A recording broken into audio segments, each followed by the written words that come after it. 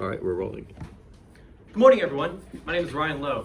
After a very tumultuous year, we finally made it to the end of AP Research. Everyone, give yourselves a good old, well-deserved pat on the back. It's been a wild year. Our education was interrupted by a pandemic, but we're here now, and I'm sure all of us are very, very excited to get up here and talk for 15 minutes about our presentation. Am I right, guys? Yeah, love the enthusiasm. But before I get into my project, let's kind of talk about a little bit of background and why I have a very, very odd, unorthodox title. So these are my grandparents. I love them, and they love me. I hope. However, sometimes, as every Asian American kid, specifically Vietnamese Americans growing up, is that sometimes your grandparents will tell you some very, very odd things, right? I remember one time my grandmother told me, Ryan, which just means that, Ryan, they say don't drink water while you're eating because it might mess up your digestive system. I did some digging, and from some credible health sources, I found out that that's actually not true. In fact, water in some cases while you're eating food can actually help your digestion, right? So that's an interesting thing for you guys to take from my presentation, but it really got me thinking about how misinformation can spread within elderly Vietnamese American communities, right? And that's what I decided to kind of go down the rabbit hole of and looked at that for my AP research project. So that's why the title is Hanoi, they say, right? It's in homage to my grandmother. So let's kind of take a stroll down academia lane and talk about what the background research of the literature review is. So first of all, misinformation. It's a huge problem. According to researcher Andrew Guest and his colleagues from the University of Exeter, Facebook played a very large role in spreading misinformation during the 2016 election. Now, the question is, how bad is misinformation? Well, I can tell you this, very bad. According to researcher Stephen Lewandowski, a journalist and researcher from the Journal of Psychological Science and Other Interests, turns out that misinformation spreads very, very bad healthcare, public health pseudoscience movements such as anti-vaccination. In addition, it also provided the baseline for the Iraq War. For those of you who don't know, we invaded a Middle Eastern country, spent billions of dollars, killed thousands of people over some faulty intelligence reports about nuclear weapons. That's misinformation for you. It can basically propel to the light irrational ideas and bring down entire societies. So the question is now how do we fight it? Well, a lot of research has been centered around this term of media literacy. What is media literacy? The most widely proposed definition was by the Aspen Institute. And media literacy is, quote, the ability to access, analyze, evaluate, and create media in a variety of different forms. The rationale behind it is that if you can understand the intent, the message, and the credibility of a post, and you can create posts yourself, then you will be able to stave off misinformation. This rationale is also backed by empirical evidence as well. Also, in another study done by Andrew Guest, this time backed by Princeton, he's also a very prominent researcher within this field, he examined that media literacy and people who were media literate were less likely to fall to fake news headlines, right? So that we've established that media literacy is a tool we can use to fight back against misinformation. But here's the question now. How prevalent is media literacy amongst the American populace? Well, I can give you a tentative answer right now. According to John B. Horrigan, a researcher from the Pew Research Institute, only 17% of Americans aged 30 to 40 are confident in their ability to tell right from wrong. Now think about it, right? 30 to 40-year-olds, they aren't that old. Now ask yourself, how might people my grandparents' age or your grandparents' age fare with media literacy? Well, that's where the academic blind spot and the gap kind of comes in, right? But I can give you a bit of a tentative answer right now. So, according to researchers Nadia Brashear and David Stachter from the Harvard Department of Psychology, elderly individuals 65 and older spread the most misinformation. And here's where a lot of researchers, including myself, make a bit of a logical assumption, right? Since elderly people spread the most misinformation, that must mean that they're not as media literate as everyone else, right?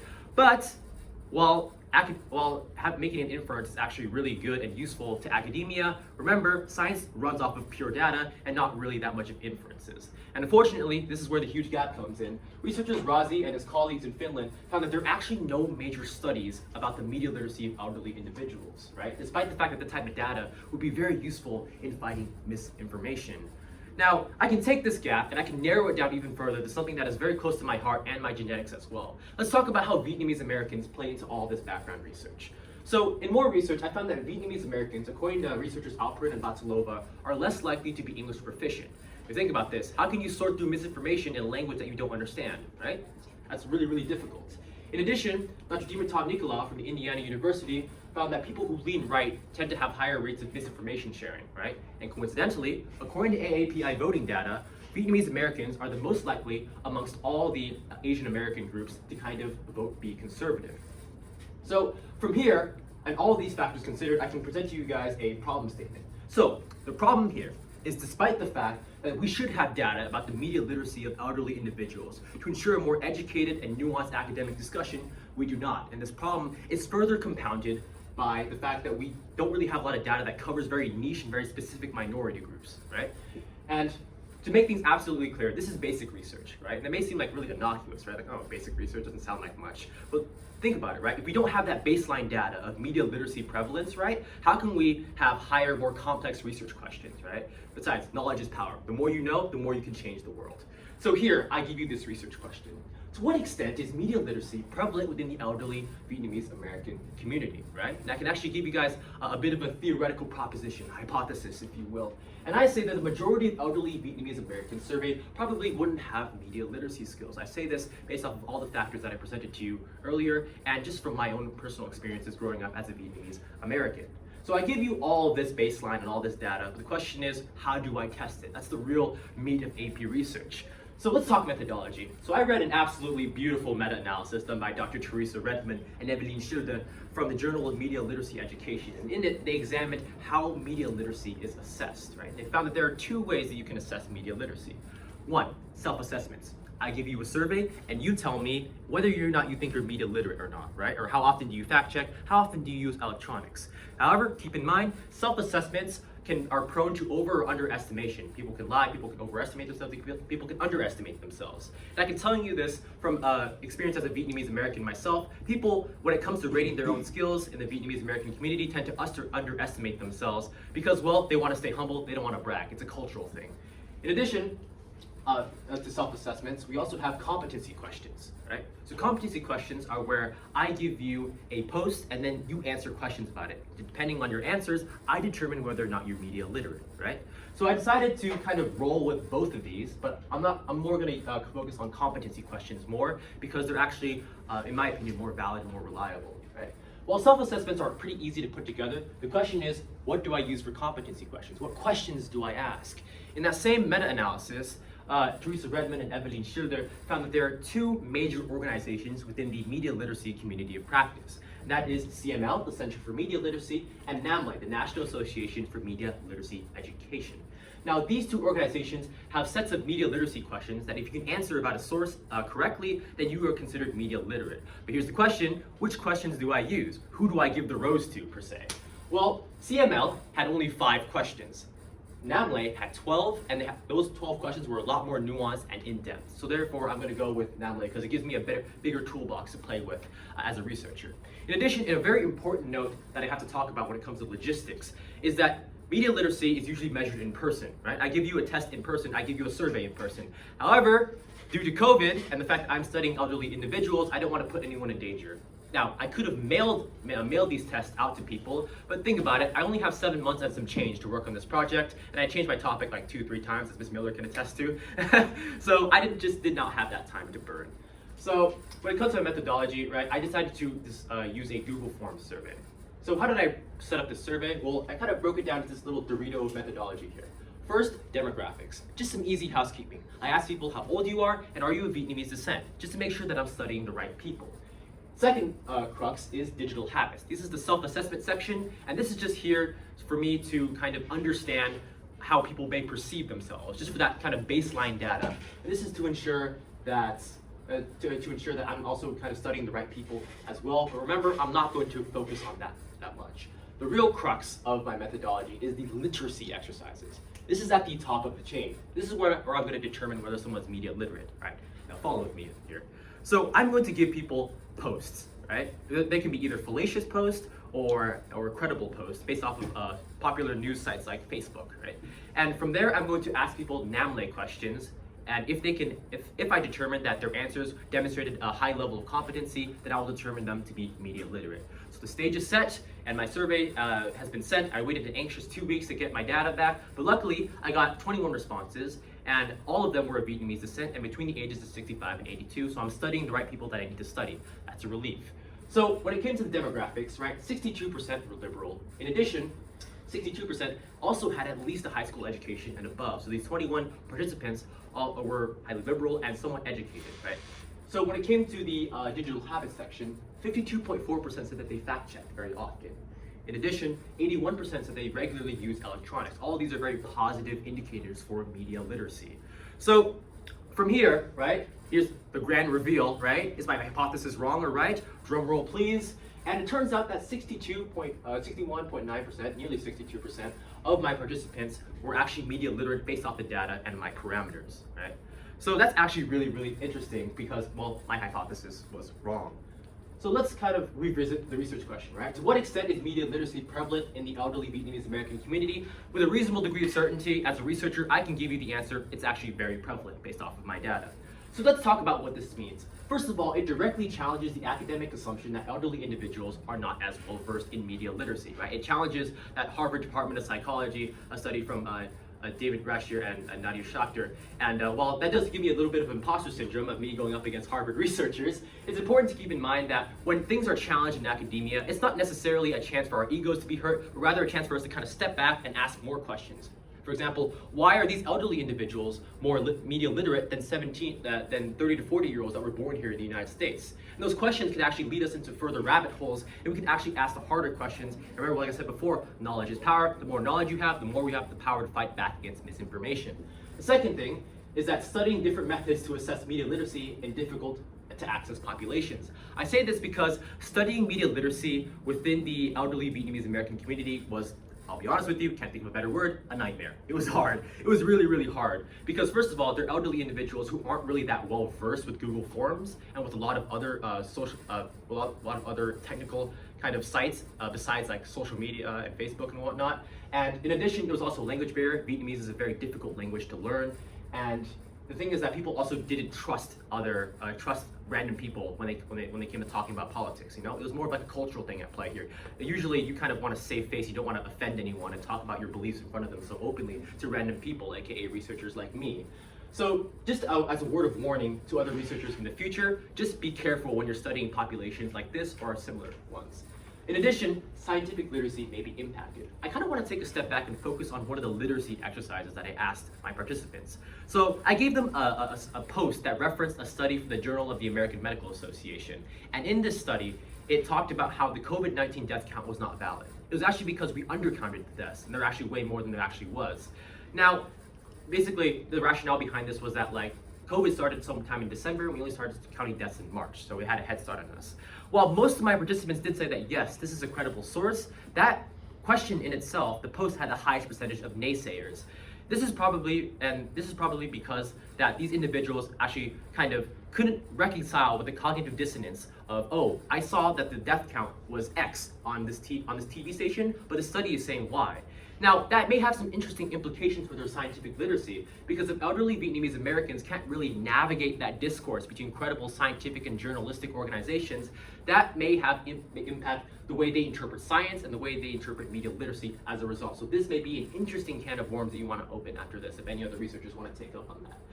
However, I'll be honest with you, right? No researcher is God. I am no exception to that. Let's talk about limitations. So first of all, I translated the entire survey to Vietnamese with my mom's help. It was painstaking, it was long, it was arduous, but when I did that, right, I just wanted to make sure that my participants could actually answer the questions, because from my results from my experience as a researcher, it turns out that elderly Vietnamese Americans don't really speak English that much, and unfortunately, doing so, it means that I can only really generalize my finding to Vietnamese-speaking social media. I can't really talk about CNN or Associated Press or Fox News. In addition, I had a very small sample size, 21 individuals who were highly liberal and had at least a high school education and up, isn't really representative of the entire Vietnamese Americans as a whole, and I can't generalize the entire population. In addition, I had a potential lack of external validity. So when I did my methodology, right, when I made my literacy exercises, right, I didn't use real-life misinformation like election fraud or anti-vaccination. I did this to avoid political bias and therefore increase my external validity. However, unfortunately, in doing so, I may have put my head on a chopping block with a double-edged sword coming down on my neck. And what I mean by that is that since I removed the real-life misinformation, I may have removed a level of believability, and I kind of may have impacted my external validity. In addition, some things may have been lost in translation. Believe it or not, in Vietnamese, there is no term for media literacy, so you kind of have to skirt around that little challenge by basically translating media literacy into skills you need to use to critically analyze things you read on the internet. Long, arduous, right? So I want to have some personal reflections off of this study. First of all, I was kind of bummed out that I wasn't able to kind of prove my hypothesis. You know, it sucks being wrong. I'm sure everyone here can understand, right? But it was actually a very interesting experience to actually see research come together before my eyes. And eventually, afterwards, I learned that it doesn't really matter who wins a prize or who wins any recognition. But what matters is the truth.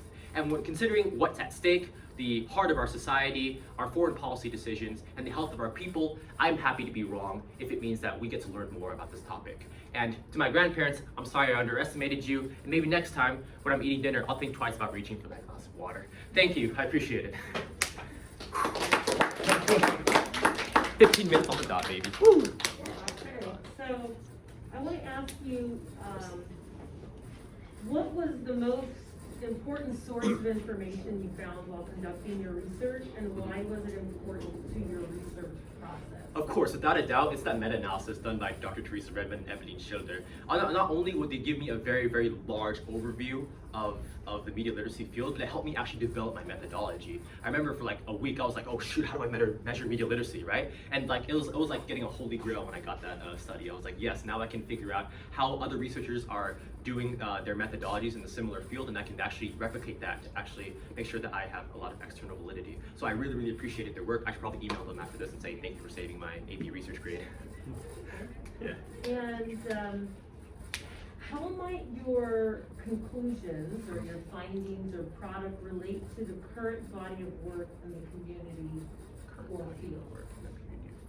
So like I said before, right, my results, if taken at face value and if replicated to a larger population, if they stand true, it would mean that I kind of like directly kind of challenge the assumptions of the researchers in the field. This is kind of like a very large gray area, right? Since I said before, there's really not a lot of research into this field. And it turns out that my study will actually fill in a bit of a gap. But if I'm being completely honest with you, right, there's a lot more research to be done. And and even though I fit a little bit of a slice of like a research pie, right, I'll definitely kind of add to the academic discussion. I'll challenge people saying, hey, these individuals are media literate, right? Let's kind of examine the factors that play into that, and if not, we can find those factors in other minority populations as well. So I'm definitely adding at least my part to the academic discussion, and I'm very proud of that. Okay, and then the last question, Ryan. Yep. Think about the initial curiosity that led to your inquiry. What other areas of inquiry might that same curiosity lead to? Yeah, so I definitely have gotten into a lot of arguments with both my grandparents and my mom about science and what like misinformation and how to interpret studies and whatnot. Like I said before, studying Vietnamese Americans, especially elderly ones, is kind of pretty difficult.